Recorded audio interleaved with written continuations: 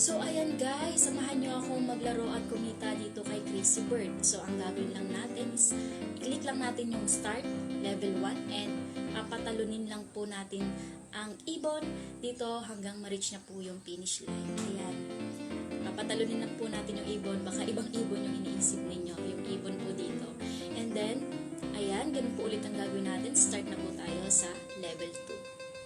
Papatalunin lang po natin yung ibon. So, ang gagawin nyo lang is i-long press lang yung screen at tatalon na po yung ibon. So, ayan. Hanggang ma-reach po yung finish line. So, after nyan, makaka-receive po tayo ng coins. At yung coins na yan po yung iipunin natin para ma-convert into cash. At kapag na-convert na po yung coins natin into cash, ay pwede na po natin ma-withdraw through Lazada or through GCash. Ayan po.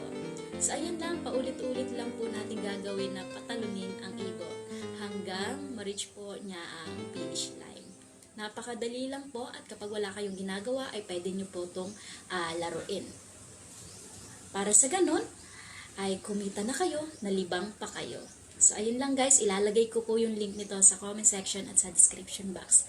Ayan po yung sinasabi ko, yung coins na ipon nyo po ay pwede ninyo i-convert into cash at pwede nyo pong ma-withdraw through Lazada and through GCash. Ayun lang po.